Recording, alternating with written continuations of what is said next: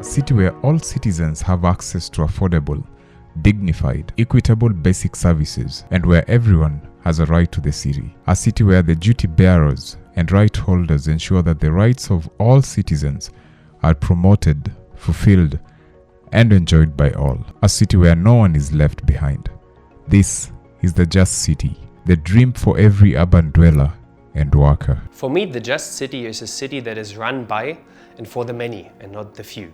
It's a city that is catering for the needs of all its citizens and not just those of the privileged ones. The meaning of a Just City is really a city that allows residents to fulfill their aspirations in enjoying all the aspects of the city. It should be equitable, but also dignified, so that common mwananchi doesn't feel like there are layers of service delivery. What a Just City means to me is it's a city that is inclusive of everyone, irrespective of their background, irrespective of their, their physique, maybe disabled, PWD and something of the sort. As a Just City where everyone has an equal opportunity to access the city.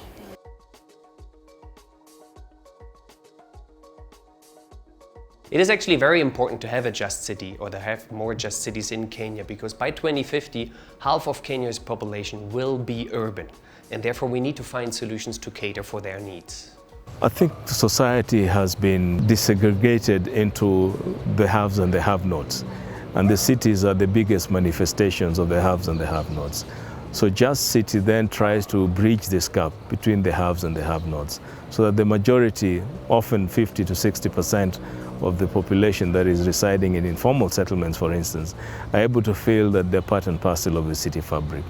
The reality, however, is that Africa's population is set to double by 2040, and without equivalent improvement and investment in infrastructure, service delivery, and the quality of life for the urban population, then the Just City realization might just be a dream.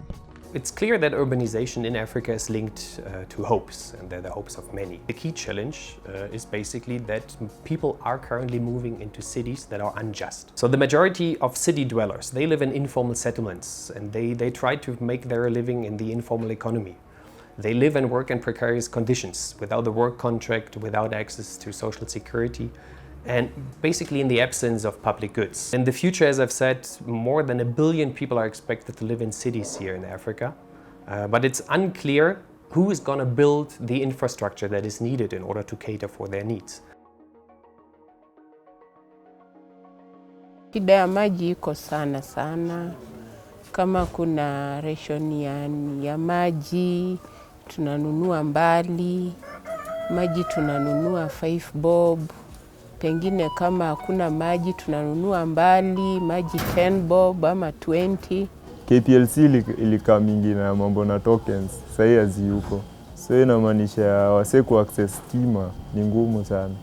Kwanza ukienda huku chini unapata manyumba hizo wiring pia ni zinaweza umiza msee, na hiyo inafanyika juu imebidi juu huwezi kaa kwa nyumba na light ya candle juu ni costly kulingana na ile ya stima. Na maisha imepanda, kama mimi nauzanga hapa chapati, githeri na mandondo.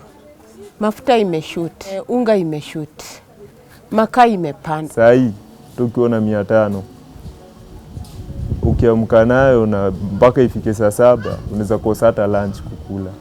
Hospitali ziko but iko tu ile moja. Kama una pesa ya kutafuta ambulance wakupeleke, utakufia kwa laini. Nyumba huku Kibra unapata hii time sasa ni time ya short rains, hali zao si poa. Unapata mvua ikinyesha mara mingi inawezaenda na wasee, inawezaenda na vitu za watu kama huku chini. Yani drainage system bado na manyumba ziko poa kukaa.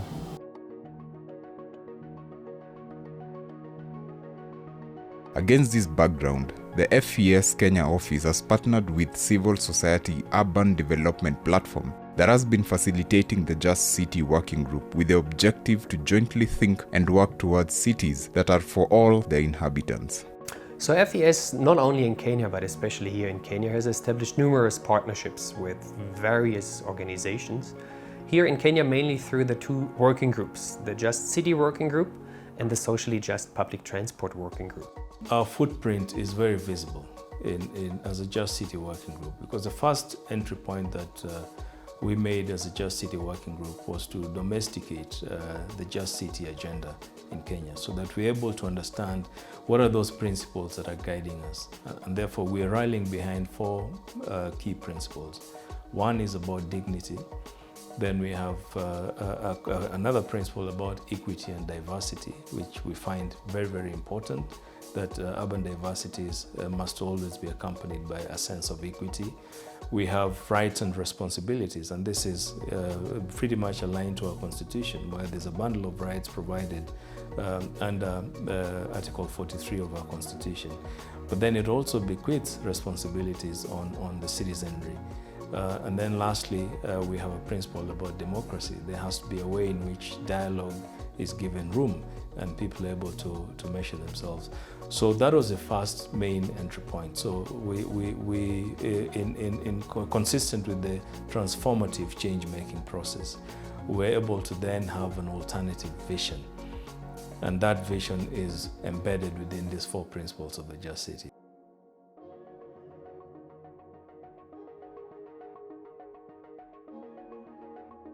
If you look at the Just City and how it is conceived globally, the Just City focused on a couple of issues. Yes, the issue of rights was always at the center of the Just City. The issue of governance, which we're calling democracy, was always at the center of the city. The issue of equity was always at the center of the Just City in terms of inclusion. What we came here and started looking at was that, okay, fine, how would the Just City look like in the Kenyan context? And our starting point, our discourse has always been to anchor this in the Kenyan Constitution, and then to make reference to the UN declarations and legal frameworks that are also part and parcel of the Kenyan Constitution.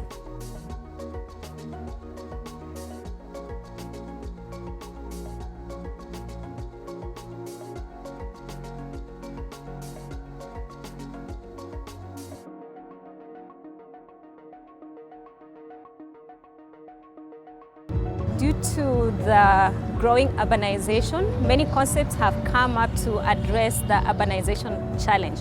And one of the concepts that has recently emerged is the smart city approach, which relies largely on the technology to manage urban areas, but also to provide public goods efficiently and also ensure that service delivery is secured efficiently. The smart city approach in itself is a good idea that is promoting lots of efficiency. It provides security. It also makes sure that the urban management and public service delivery is monitored. But there's also the flip side, where there are limitations of this smart city approach. For one, it is not citizen-centered. This means that the citizens are perceived as subjects, where service providers look at them and give some sort of control over them. Secondly, there is the exclusion of the invisibles, that is people who are staying in the informal settlements, the persons living with disabilities, and other special needs groups such as the elderly, the children, and of course the youth. The Just City concept highlights key aspects in the following areas: urban landscape, social and affordable housing, transport, social planning, democratic governance, urban institution, safety in public spaces, the invisibles, as well as the role of the media in highlighting these key areas of the Just City concept. The duty bearers must be alive to the reality that the cities that we live in are diverse, and therefore must also make a deliberate measure to take care of the needs of the urban vulnerables. And by this I mean those who are more often referred to the invisibles in the city because of the way the cities are designed. For example, the hectic traffic in the cities may just push away children from the city, the sick people, the elderly, and persons with disability. So it's important that public spaces are designed by embracing the principles of universal design to ensure that the spaces are equitable, the spaces are accessible, and there is adequate public participation. Normally there is this notion that has been happening for a very long time that people who are vulnerable are seen as helpless, or so there are other people to speak for them. So they are more often left out in conversations that are critical to their lives. When you talk about just housing, we talk about housing that ensures dignity of persons. So someone who's physically challenged should be able to access those houses. Children and women, even pregnant women, should be able to access those spaces. We also talk about equity and diversity. It should be able to cater for all people of all ages and of all backgrounds. It should also be, people should also have their rights in those housing, right to, adequate sanitation and adequate, facilities around them. And then it should also be democratic in the sense that people who are in those houses have chosen to be in those houses. They've not been forced into them. So when we talk about just housing, those things that are important, and there are gaps in achieving them, especially in our context here in Kenya, we find that there is, first of all, accessibility into these homes. For instance, many Kenyans are not even able to access their homes in terms of affordability. The prices are high, and even availability of those houses is quite low. So we have a gap in that sense. The other thing that is a big gap is the security of tenure. In Kenya, we know land is a big issue, and a lot of people are not even able to afford the land that they would use to build these areas. So security of tenure is a big issue, and it's something that needs to be addressed. And I think the government needs to look at it as a way of ensuring that just housing is catered for. We need to move fast and start protecting the renter, because the renter is that group represents the majority of the Kenyan people. We need to ensure there's good quality rental stock. We need to ensure that these are done in environments that are sanitary, that are proper. We need to ensure that we have security of tenure even for renting. So that just like the middle class who rent, you can't just kick them out, or people who rent offices and so on, you can't just kick them out. We want to see that trickle down, so that even the poor guy who's paying 3,000 shillings or 1,000 shillings still lives in a decent rental accommodation. Government social housing. Government has created this policy that they're calling social housing, which is basically to own. Well, I mean, largely rent and rent to own. We're saying that social housing should actually be rental and should spread out to different varieties of rental, not just rent to own as one mechanism, because rent to own requires that you have got regular income, that you have a pay slip, that you can actually be able to pay every month. And a lot of people, again, within that informal sector do not have that. So we're saying this needs to be opened out so that we have more players in that field. We have SACCOs, we have what we call social landlords. If churches want to build houses for poor people and charge low rents, why not? The Just City principles, anchored and directly expressed in the global, national and local instruments, give the confidence that the Just Cities can be achieved in Kenya and Africa. The scope for Just Cities and how we can infuse it into the Africanization or the Africa urbanization agenda, the new urban agenda, SDGs and so on, is continuing to advance our 4 principles that the Just City stands for. We must make sure that urbanization happens and happens by dignifying its populace or the citizen. We must make sure that there's equity and diversity within these urban areas. And if we are using diversity positively, it obviously says and will tell us that there's no homogeneity in any city. We have different ethnic orientations, we have different cultures that people come with, but certainly the city is a converging space. So how do we create an environment where this diversity is positive and not negative?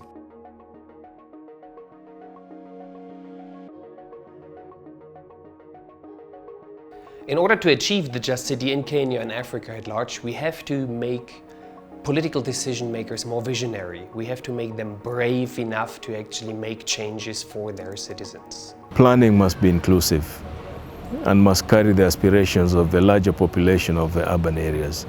Number two, resources must be equally distributed so that the services that are missing in these vulnerable areas are actually achieved in a way that provides quality to the neighborhoods where these vulnerable groups live.